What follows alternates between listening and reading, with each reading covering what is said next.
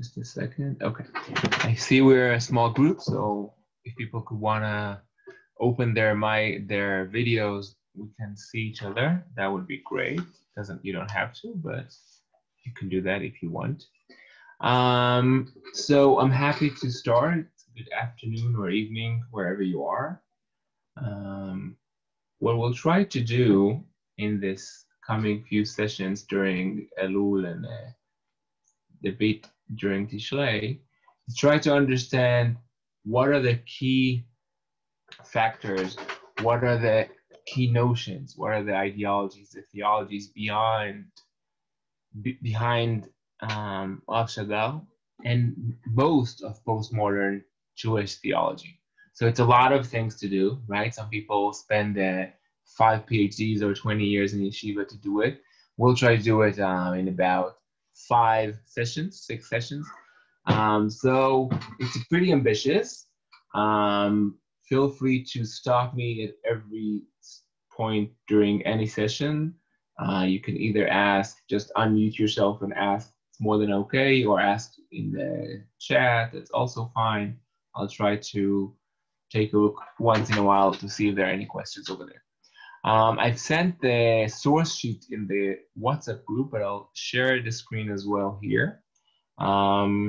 We'll try to go over all of our sources. I can't promise we'll manage to do it. There's no meaning in just accumulating them. So we'll just try to understand them and go with them and study them together. All of our sources will be in Hebrew. I'll translate as we go, some in paraphrase, some actually will translate it. I'll read the Hebrew. I don't know, I'm not sure how the Hebrew level and what exactly is the yeshiva background of each of you. So I'll just assume that there's a certain level, but if something is not understandable, feel free to, again, jump in and stop it. Or if I'm taking it too slow and you think everybody understands it and I'm just assuming there's sort of a level of information I need to explain and I don't, it's also good. Just pause me and say if we can skip or go further fast on that. So that's about that. Just another short introduction. I'm Udi. I'm teaching here in Yeshivat Siach. I'm working mostly with people in English, not only, but mostly recently. I teach in the yeshiva also Nach, Nevi'im, Ktuvim, and Machshava. I'm today with COVID and everything, I don't know how it will go, but until now I was the head of a small NGO called Halachic, which is about dialogue and intra-religious dialogue and conversation and mifgashim between different denominations, mostly liberal denominations from North America and yeshivot and midrashot, so Orthodox denominations here in Israel, with some stuff around it as well, and some other miscellaneous that you might get to know me during our time together. I live in Jerusalem. I have 3 great kids, and let's start. So I'm sharing my screen with you. So we'll start.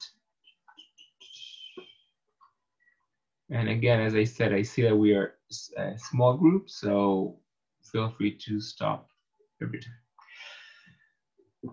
Our beginning is, before we jump in and ask ourselves, what are the narratives of faith and halacha? How can we relate to them? What can we do with them? First, we need to understand, what does it mean? What do I mean when I say a narrative? Okay, a narrative of Torah, a narrative of halacha. So I want to start with a halachic paragraph from Rav Moshe Sternbuch. Rav Sternbuch is the head of the Beit Din of Haida Haredit. Haida Haredit is the most frum sect within the Haredi world, within the ultra-Orthodox world, both in Israel and abroad. So it's even to the right, let's say, halachically, of Satmar. Again, I'm watering everything down, right? There's more complexity in Haida Haredit, but roughly that's their place.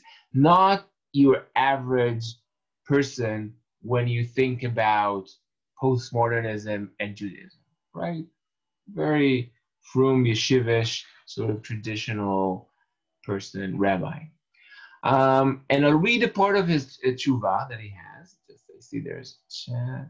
Just a second. No. He is he's not in Haramo. He's not a part of the Tziri Dati world. He's a part of the Haredi world. Okay, Haramo is a somebody asked here. Danny asked us if it's the Rosh Yeshiva of Haramo, and no, he's the Haida Haredit is a Haredi, very ultra orthodox sect. In any case, non-Zionist, right? Anti-Zionist even. Okay, so I'll read it again. I'm reading in Hebrew, and then I'll paraphrase it into English. I'm not sure about the Hebrew of each of you, but I'm sure we can understand it together. If anything is not understandable, feel free to stop. אגב, בעיקר יום השבת ומועדים באוסטרליה וניו זילנד, יש לי ספקות והרהורי דברים, ואם כי אין להעלות על הדעת לקבוע הלכות בסברות בלבד, הלא המנהג שם ישמור שבת ביום השביעי שם, ודבר זה צריך עיון טובה. So he's talking about the Jewish timeline. The Jewish timeline, as we know, is not in Greenwich, right? Greenwich is not in Gemara. It's also not in the international dateline. The Jewish timeline goes where? It goes in Jerusalem. Okay? So he wants to ask, when is Shabbat? When you're in Australia or New Zealand. Okay? Usually they observe Shabbat on the 7th day, meaning on Saturday. But when are you supposed to observe Shabbat? Okay, and I'll read a small part of it, and then I'll paraphrase it together. So I'm reading, I hope you all see it. I'm reading here. דעת הרז"ם, ראש הנקף, שאם בארץ ישראל המולד אחרי חצות, השבת כבר התחיל בקצה סין, שהיום מתחיל 6 שעות קודם ארץ ישראל. ואם המולד לפני חצות, אז גם בסין שהיום מתחיל אין עוד לילה. Meaning, we need to ask ourselves, what is happening in Israel, right? And then we can go back 6 hours, okay? And I won't go into the entire halachic debate about the Jewish timeline and about Shabbat, the whole thing, and we can study it some other time. But you're not supposed to start Shabbat, right? More than 6 hours before Israel, before Jerusalem, okay? There are some exceptions, and of course, the Sha'ah is not our hours, but I'm trying to make it into abbreviated because I'm more interested in what is he saying about the observance of Shabbat and less about the halachic discussion, right? So I'm skipping towards the end, and let's read from over here. לכן באוסטרליה, אף ביותר מ6 שעות מארץ ישראל, מקדימים. צריך עיון טובה, שאם דין תורה יסתלף ב6 שעות, למה לא נחלק לומר שעד כאן שבת? So in Australia we have a problem, right? In China there's no problem, because even if we have places that are more than 6 hours, they have a road between them. And there's a halachic concept, you cannot separate the time of Shabbat, right, between days if there's a road. If there's a derech between them, you can rule that they're the same place, the same makom. In Australia, even though there are places that are more than 6 hours, there's a derech, there's a road between Perth, right, in the west, all the way goes to Sydney and Melbourne in the east. So there's a path you can claim that. However, he's not sure you should be makdiming, meaning you should make it earlier, make it into the 7th day and not during Sunday, right? And וביותר צריך עיון טובה שאם באמת יש סברה כזאת שהם חולקים יבשה, נעימה אדרבה. So even more so in Australia, since most of it are outside of 6 hours, maybe all of Australia should be on Sunday, and so on. וכל זה צריך עיון טובה. And now I'll paraphrase everything he says. What Rav Sternbruch is saying, that if we go into places that are more than 6 hours outside of 6 hours before Jerusalem on Friday evening, right?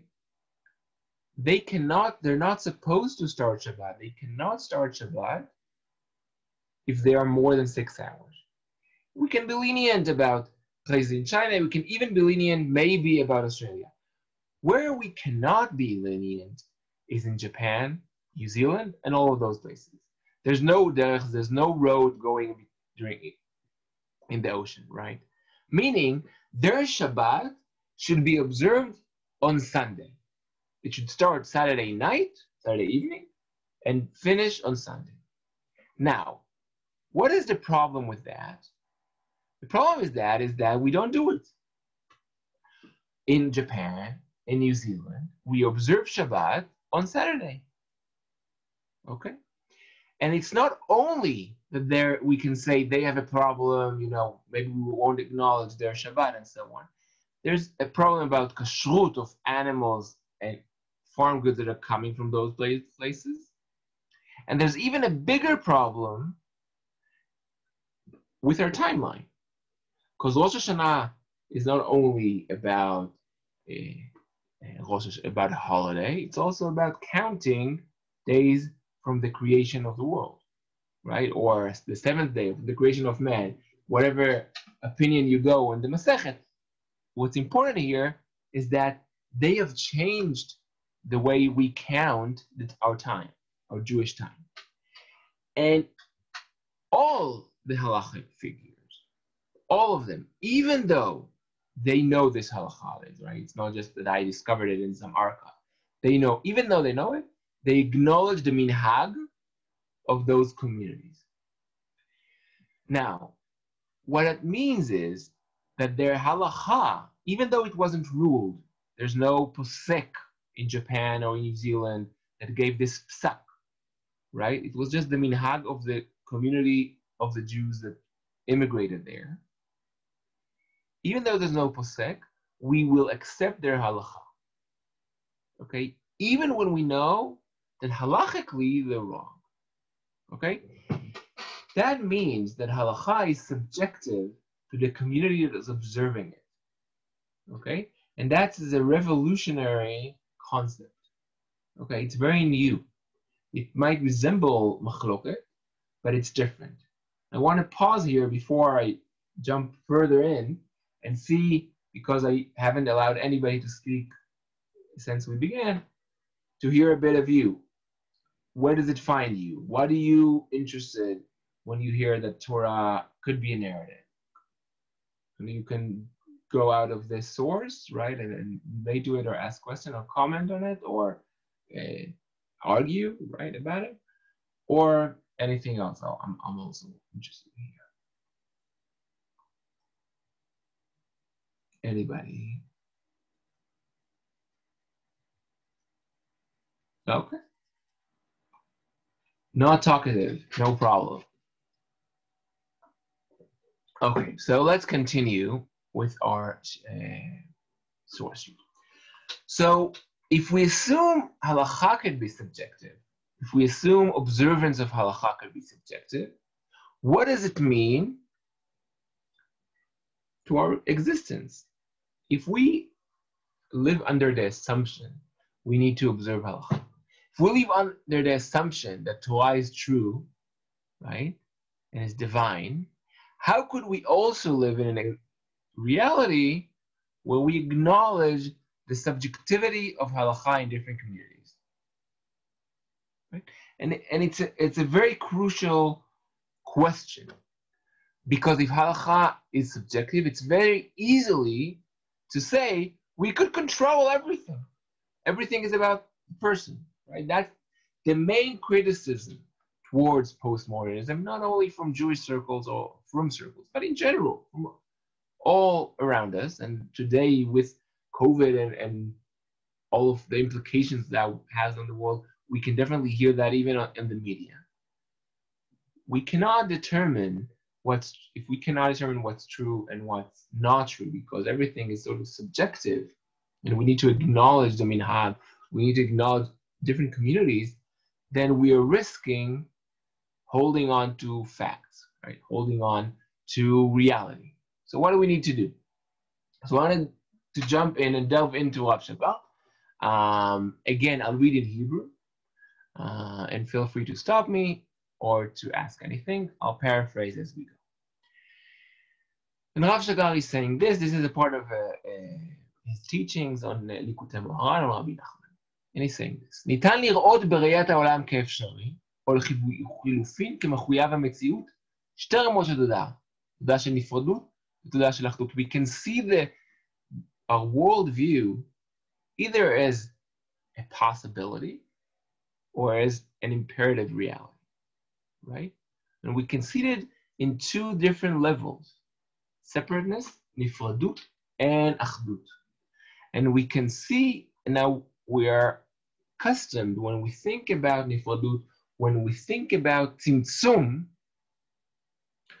many times we assume that there's less of us, right? There's less of the divine. There's a tzimtzum. I don't want to go into that. Again, it's a whole, if you know it, so you know. But I want to go into what the Magid is saying about tzimtzum. And what the Magid is saying is that tzimtzum is not hamatat ha'ensofiyut ha'elokit, meaning it's not narrowing ourselves. It's narrowing our finiteness in order to be included in infiniteness. Okay? So it's not this bleak moment where there's less of the divine in order to allow the human to exist, but there's more of the divine because human, whatever we do, is part of the divine, is part of the infiniteness. Something that is very different. And I know it's tricky. I'm continuing, and then I'm sure it will be clear. תיאור שכזה מתנגד לתפיסת הצמצום כיצירת מציאות חוץ אלוקית.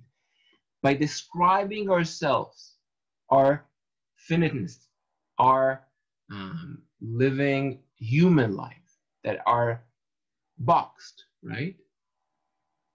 We're not seeing it as something outside of the divine.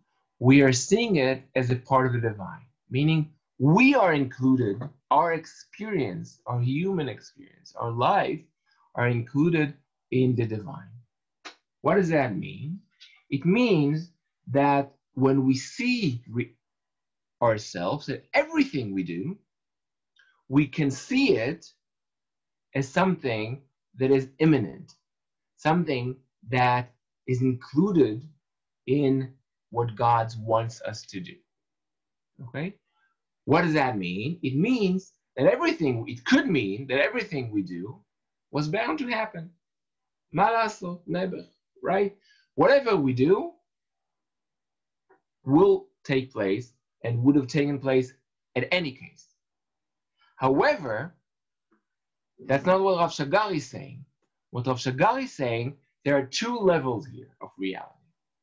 One level is the reality where we choose what to do, and the other level is the reality where we understand what is taking place eventually. Meaning, in order to reach Kedusha, in order to be included in the divine, we must choose out of our free will, choose without assuming it is bound to happen. And then, after effect, we are included in the divine. I'll paraphrase it differently, and then I want to pause a bit because I don't know at all if I'm even with you or not. If we are making our choices subjectively, if we are choosing to do something, and we understand we are not determinists about what is going to happen, but we sort of throwing ourselves into reality, only then we can embrace the fact that after we chose, we are a part of the divine. We are a part of the Ein Sof. We need to live in a dual set of conscience. One is that we can do whatever we want, right? We have a chofesh bchira. The choices are unlimited. And the other is that once we've made that choice, we are a part of the divine.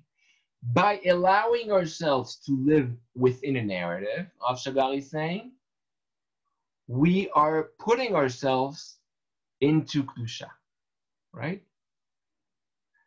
I want to pause here because I'm not sure I'm with you guys or not. So I want to pause for a second and see. I want to open it up. Where are you? What is it meaning you? Do you understand anything? Am I too blurry? Is it too conceptual? Is it too? I mean, living Bikdusha would simultaneously mean both accepting a deterministic, basically, view of life while simultaneously making choices like Latova.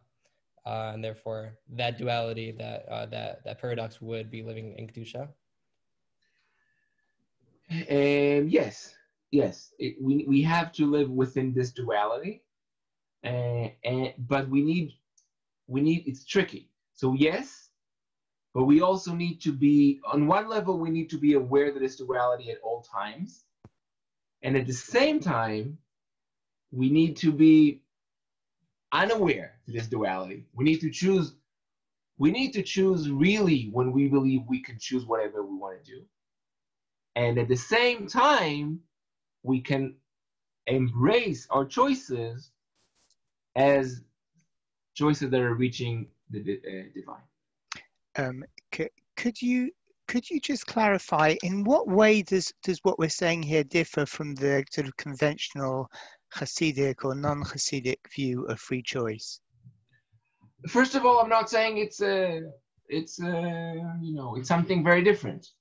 What I do think is different here is that a lot of time in Hasidic text, and again, I'm not trying to brush stroke everything, but I am saying a lot of times when we're reading it, not necessarily when it was written or told, we assume there's it's a more determinist hakol tova, right?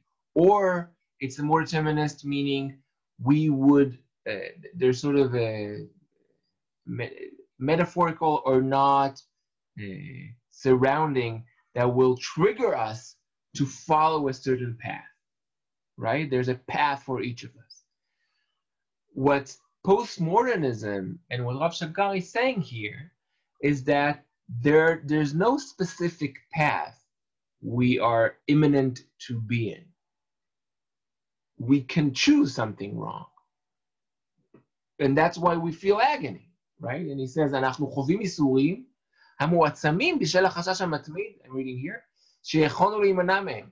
Meaning, there is a concept, an idea that we could fail at this.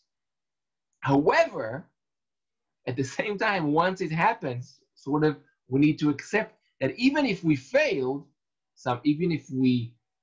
in this, then it's good that it happened. And Rav Shagar is not making this up. The Maggid said that, and many other, you can find it in the Baal Shem Tov. And by the way, you can also find it before Chassidut. It's not something that Chassidut brought to life. However, I think within our reality today, definitely in the more Litvak reality, or the more, let's say, liberal, maskili sort of kind of reality, then we assume a reality where choosing wrong is much more dangerous, right? It's much more flawed, and we are intimidated by it all the time. And what Rav Shagar is allowing us here by choosing a narrative is living with the reality that we can embrace our actions after effect. We can embrace our beliefs after effect. I hope that answered your question.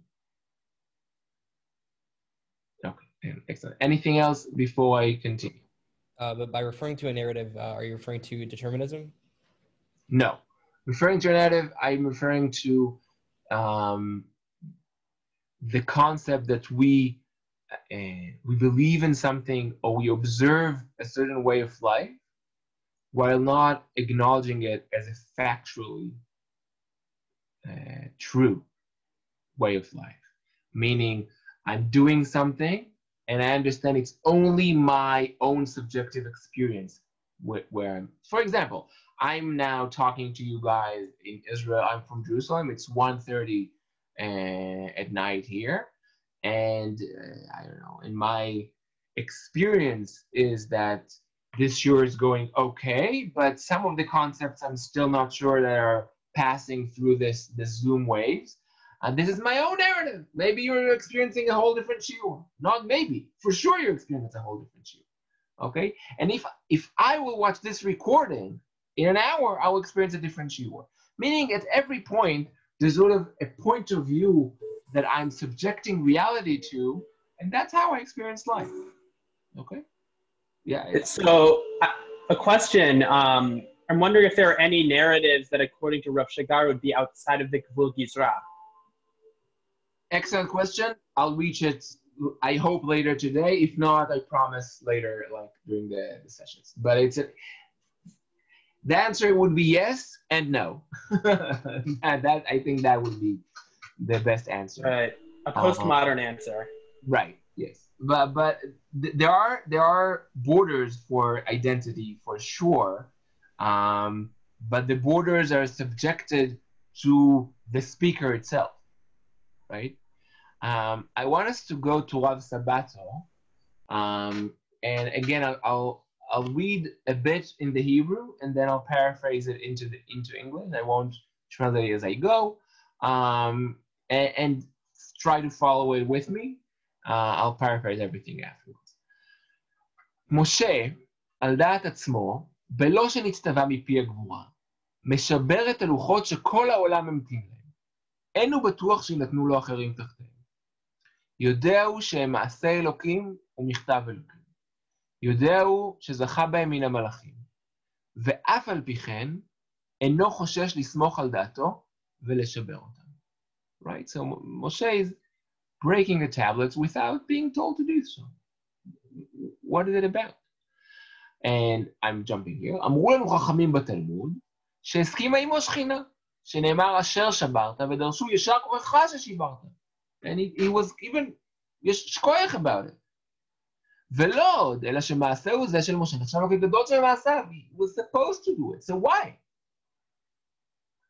Because he knew there is a golden calf when he was up in Har Sinai. So why breaking it? What changed? And how does he get a shkoyach for it? רק כשראה משה שהם מתחקים ומחוללים לפני עגל הזהב, הבין שהם מזדהים מעשיהם בכל ליבם. Only when he saw that they are truly believing in the עגל הזהב, right? Then something changed. אף שידע שכשלו כישלון נורא, when he knew they failed, עשו עגל והשתחוו לו ספרו, שאין כישלון שהוא כישלון, שאין עמו הזדהות מלאה של הנפש. שהרי עדיין לא צחקו ולא חולו לפניו. לפיכך הסכימה דעתו לתת להם את הלוחות. כי מכישלון כזה אפשר לעמוד. אך נשראה משה מה שראה וחשש שיסברו ישראל, שאפשר שיהיו יחד גם עגל וגם לוחות. Then he broke the tablets. Meaning, when he thought that they have another shallow, narrow supplement to their identity, they were still in a situation they could receive the Torah as something that they are commanded.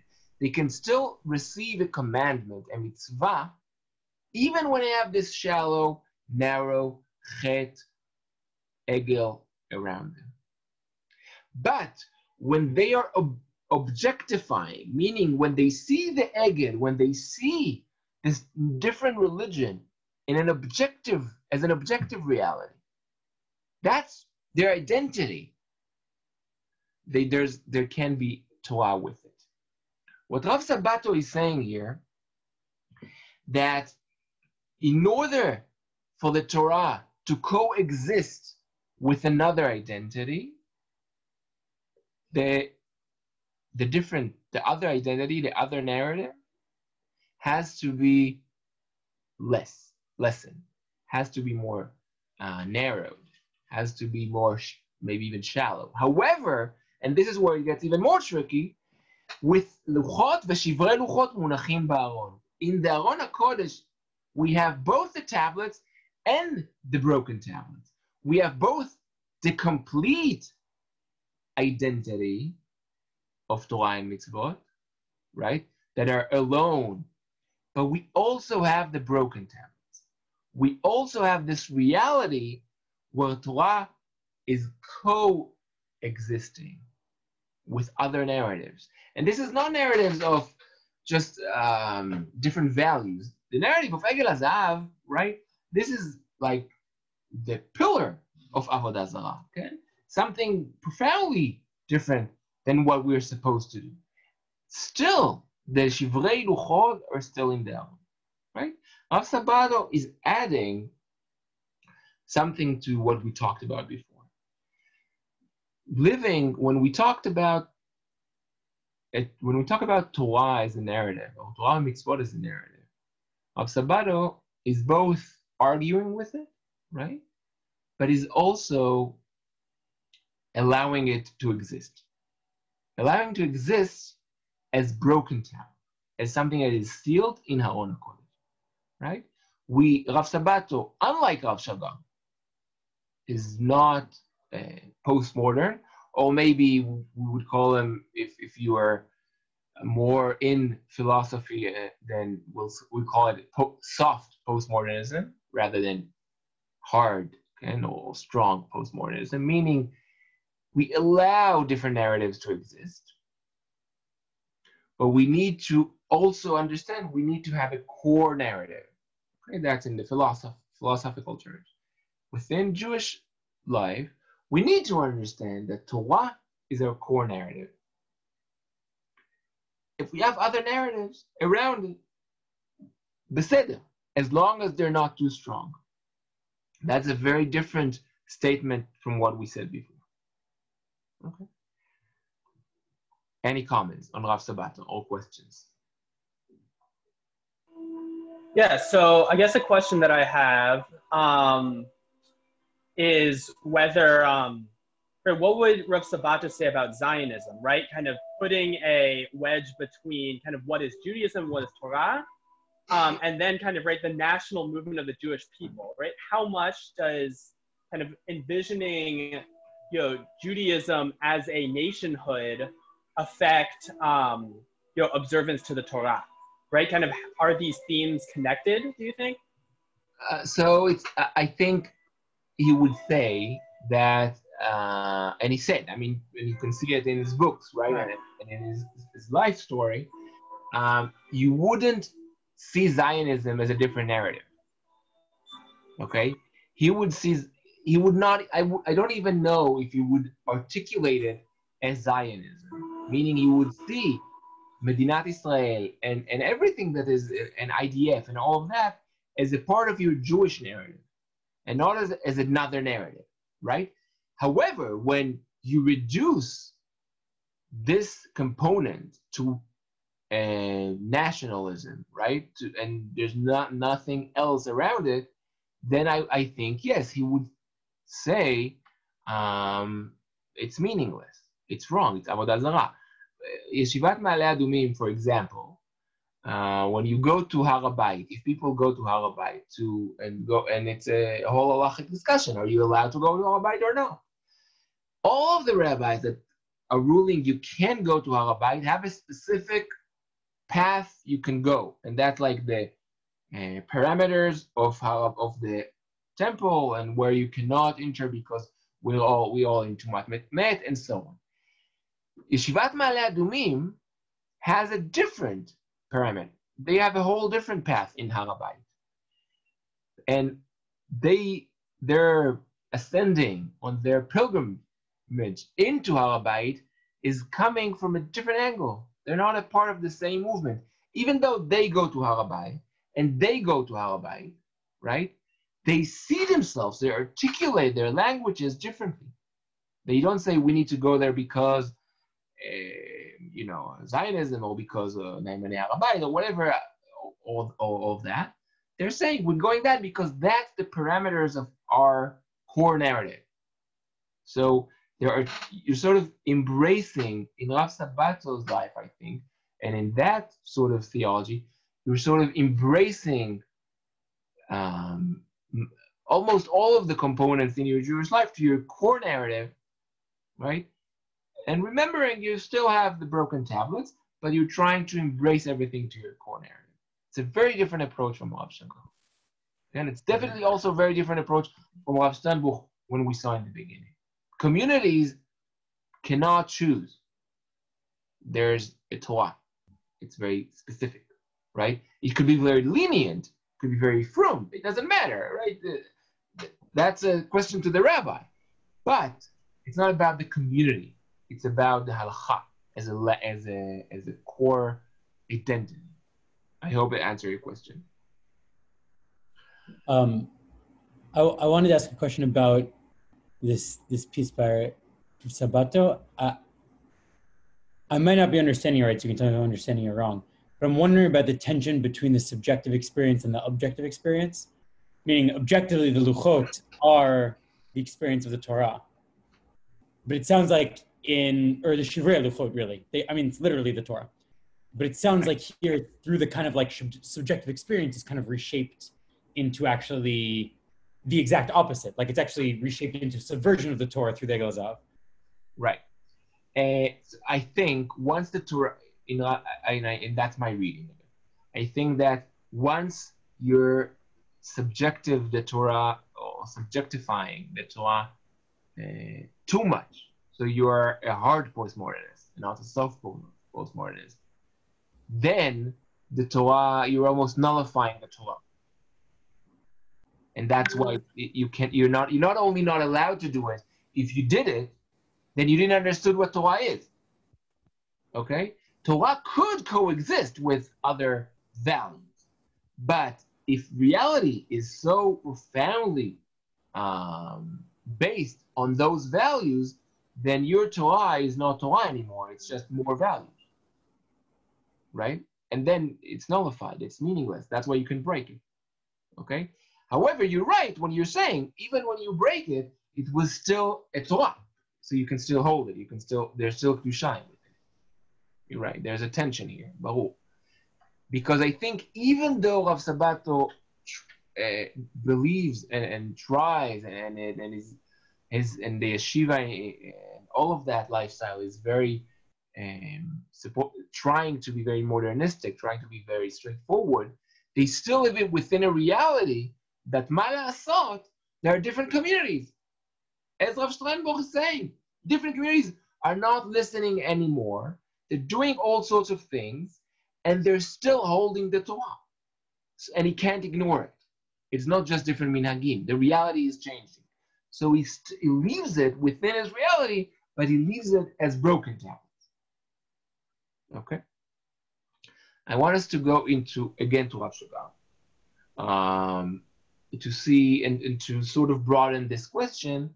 And I remind you, all of this discussion now, and maybe it looks very sort of up there or very vague, but I hope in the next few sessions we'll take different aspects that are more concrete and I don't know if they're easier to understand, but they're more concrete and they're more grounded. And then we'll try to tackle them and see how Rav Shagar and others are seeing them within our postmodern reality. So it will be more, I think, experiential in the sense that things we all experience in our daily lives. Okay. Again, I'll read in Hebrew and I'll paraphrase into English later. התורה והמצוות מחדירות לעולמנו את הטרנסצנדנטיות והמוחלטות האלוקית. או אז המוחלטות האלוקית של ההלכה אינה בבחינת אמונה בעובדה, אלא בבחינת אמונה כעובדה. Right? The absoluteness of the divine, right? The transcendence of God is not about, is allowing us to believe. But we need to understand that believing is not a fact. The Torah is not factual, but we need to believe as a fact, meaning faith as a fact. Meaning we have to ground ourselves in faith and not in facts. We don't need to say that we mustn't say the Torah is true. We must say we believe the Torah is true. And those two statements are profoundly different. Right? And I'm reading. הטרנסצדנטי, איננו בבחינת עובדה מטאפיזית, it's not a metaphysical fact, אלא הוא הקשר מצב, but it's contextual, שמתוכו האדם פועל, ויפים לכך דבריו של ויטגנשטיין, הדרך בה אתה משתמש במילה אלוהים, מראה לא למי אתה מתכוון, אלא למי אתה מתכוון. As Wittgenstein said, the way you use the word God doesn't show who you mean, but what you mean, right? Like any language, I'm reading in English, but I'm just paraphrasing as we go. Like any language, the halachic language, or even more to say, the halachic language game has a structure of its own, with its own rules. It signifies, it has meanings, it has understandings, and they are all derived from the halachic lifestyle. Okay? But in this case, in halacha, the language, right, allows us to extend ourselves from mundane human life. And that's how we build the divine ideal, Kedusha, right? And then there's a story here. I'll read it in my own words without going in, but it's here in text. You can see it. Rav Shagari is telling a story, and it's a famous story. Rav Shagari was telling it in all sorts of different places. He was walking in the streets, right, purchasing a challah for Shabbat, like he was doing every Erev Shabbat. And suddenly, and he was treating the challah as this holy challah that he will place on Shulchan HaShabbat, and it's something very, very important. The same challah, somebody else purchased it in the bakery, and he was just taking it out of the package and eating it while walking in the street.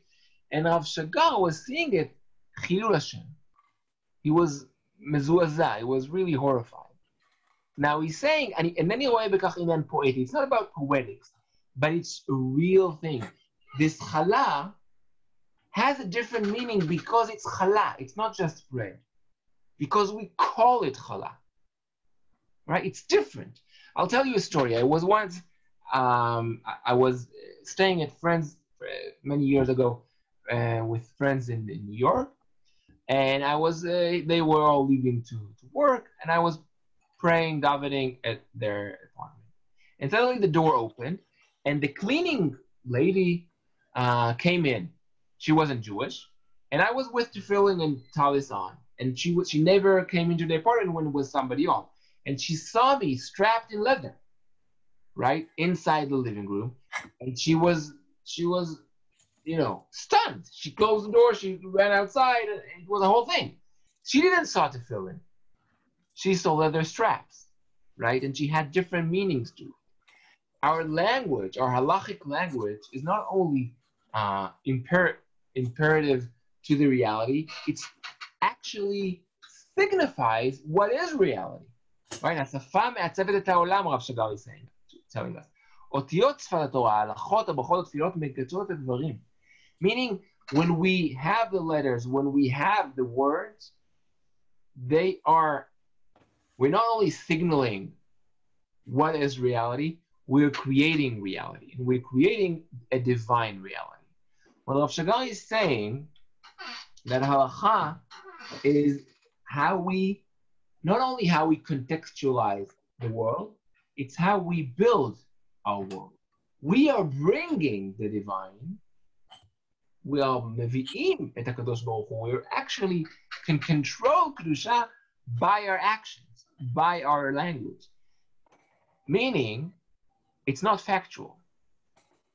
Torah and mitzvot are not bound to happen. They are not the way the world works.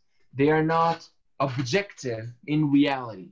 They are happening, they are taking place because we are creating that reality through our actions. Again, this is not, I see some of your faces, it's not necessarily a chidush in the sense that it was never told before. I think the chidush here is that we need to understand what Rav Shagar is saying, that there's also another narrative. There's a narrative where the challah is just bread. There's a narrative where tefillin are just leather straps, right? There are other narratives out there, and they're constructing different worlds, different ways of life. Things that are profoundly different, not only in the subjective experience, but also in the way the world exists. Okay? I'll pause before I'll try to summarize what we did today for your comments, questions, or debating this concept. Hi, I have a question, I guess, on something that came a little bit earlier. So I was thinking about what Rav Sabato said, and could it be the real danger that he was pointing out when it came to Moshe, and what Moshe was trying to see in the people was whether they recognized that they were choosing a narrative, as opposed to believing something so firmly that they couldn't even recognize this. Interesting. So you're saying that that the problem wasn't that it was that the Egel Hazav filled the world, but rather that they've sort of subjectified Torah into their reality, and that's why the tablets were broken.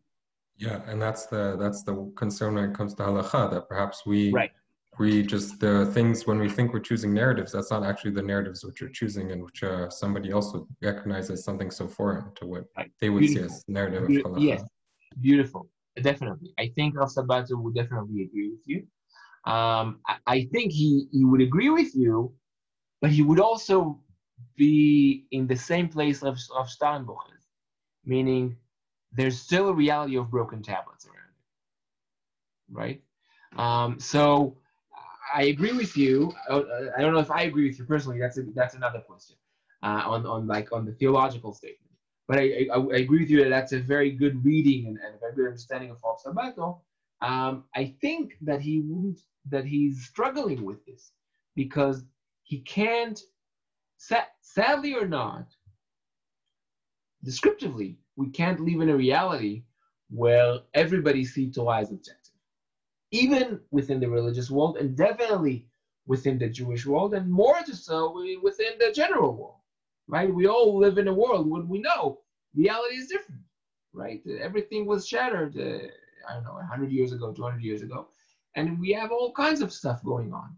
Even within the halachic, so to speak, very clear, boxed from world.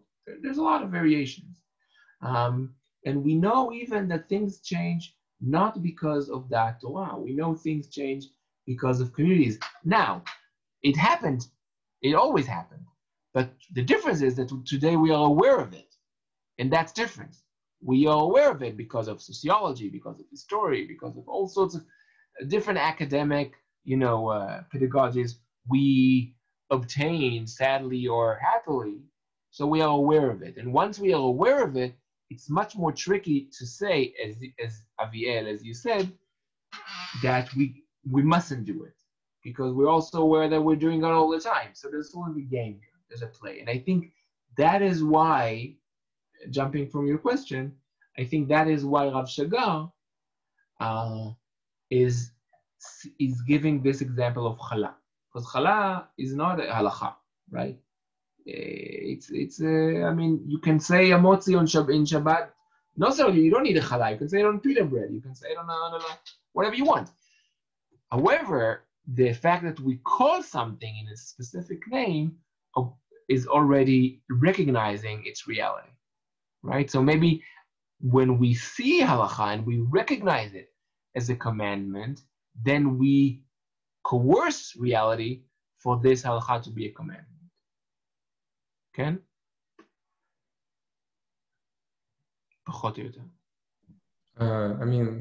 Yeah, but different people refer to different things when they say challah. So maybe if we're not already there, would calling it really change that much? Yes, I agree, and we'll see that when we'll see in the next few sessions when we'll have more concrete examples of different halachic or ethical questions and how they play out. Then definitely you're right. I mean there are different answers here. It's not only on this general notions like time and you don't need to go to Japan and New Zealand in order to understand halacha is already contextual. You can see it everywhere. You're right, and we'll see it definitely. Any more comments or questions? Yes.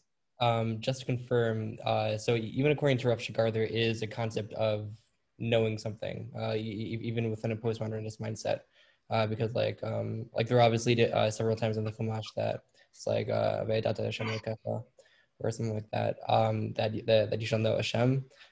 So in what sense can you achieve knowledge, or whatever that means, whatever data means? In that sense, like how does that really work in a postmodernist view? Are we gonna see that later? Could you explain your question? Sorry. Yeah. So simplify it, maybe. Yeah, definitely. So in a postmodernist kind of outlook, you were describing that everybody obviously has their own kind of like not only worldview but realities basically, and those realities, those facts are, while not being objective, are I guess as close to knowledge as we can get, at least from our point of view. So I guess in that sense, would you be able to know Hashem even within your subjective reality?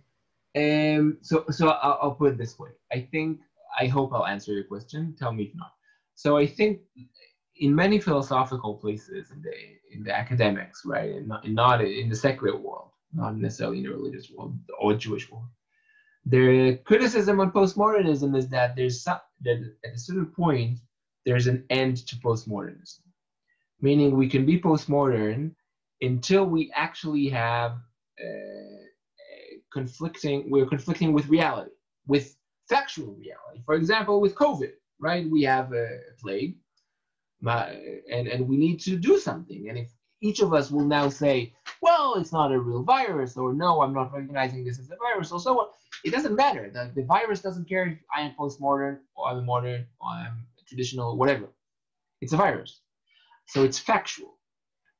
So what is religious postmodernism does, and that's true for Judaism, but it's not only Rav Shagal, it's true for all